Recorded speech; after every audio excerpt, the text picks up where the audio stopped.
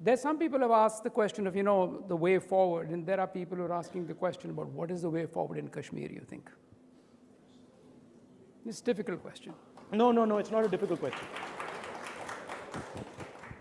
It's not a difficult question. It's actually an easy question.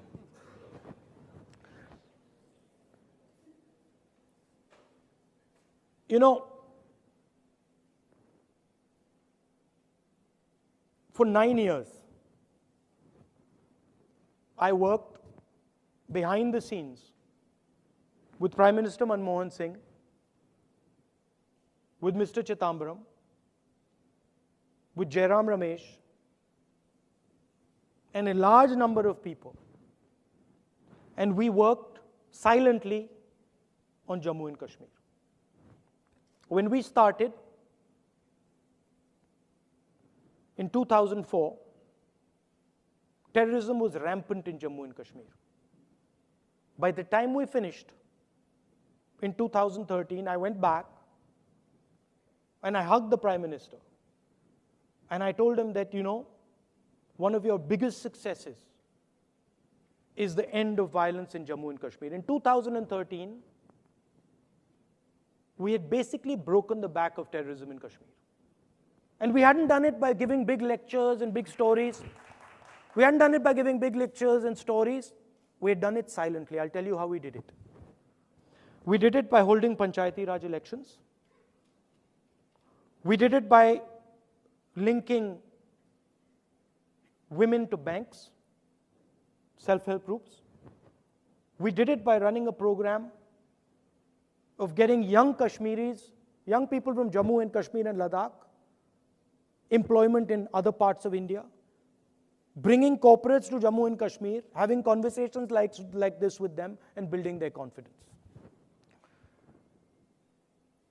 In fact, the bodyguard who I went to Jammu and Kashmir is standing right here. And my way of measuring progress, I had two metrics. One metric was how many commercial flights are coming into Jammu and Kashmir. Because the more commercial flights, the more tourism, the more people are comfortable, the better we're doing. And the second was how close these guys stand to me. So if these guys are standing like all around me, we're not doing well. And if they're sort of loosening up a bit, we're doing well. So we went from practically no planes to 50 planes. And I remember one day in 2013, when I was looking around and I was like, where are my security guys? And they had actually loosened up so much. And there was crowds all around me, 100, 200 people, and having a conversation. I went back there in 2014, and this gentleman was there with me. And this gentleman, these are his words, not mine. Let's get out of here right now. Otherwise, we're going to be in serious trouble. Right? What happened between 2013 and 2014 August? I'll tell you. Our strategy was to close the space for terrorists in Kashmir. We basically went in there and said young Kashmiris have two options. They can either be pro-India or they can be against India. Let's close the against India space. Let's find every little space we can find which is not pro-India and shut it down. And it took us 9 years. Panchayati Raj elections, suddenly the Indian government landed up right in the village. We had Pradhan sitting in the village, managing budgets of 1 crore, informing us exactly who the terrorists were. Students going to Bombay, to Karnataka, coming back and saying, you know what? Actually, there's opportunity here. So we gave the kids in Jammu and Kashmir a vision. And it was working. And then in 2014, the Indian government did something that inflicted a huge, huge strategic cost on India. Essentially, there are 4 political parties in Kashmir. There's the BJP on the extreme right. There's the Congress, nationalist. There's the National Conference. There's the PDP. There's the Hurriyat. And then there's terrorists in Pakistan.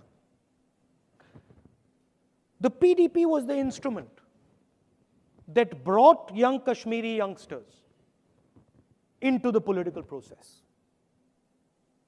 And the day Mr. Narendra Modi made an alliance between the PDP and the BJP, he destroyed the PDP as an instrument that could bring youngsters into the political system. And the day he did that, he massively opened up space for the terrorists in Kashmir, and they came in. And you saw a massive increase in violence.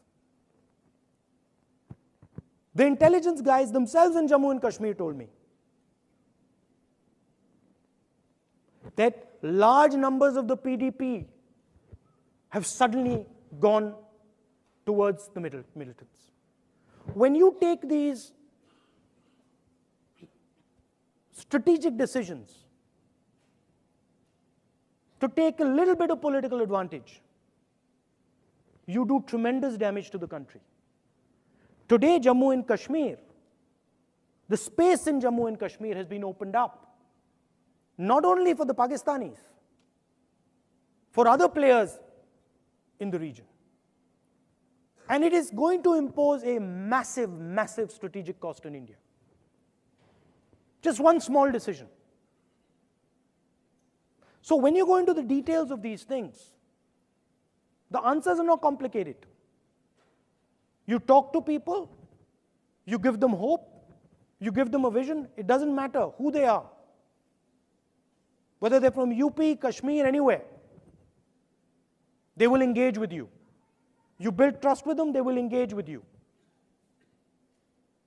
It's not complicated. The reason it doesn't happen,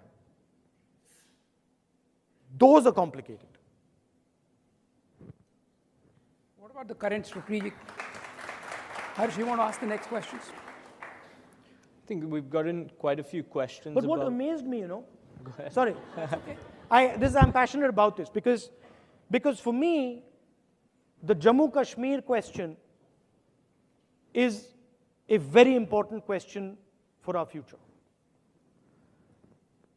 You know what amazed me was 9 years of work.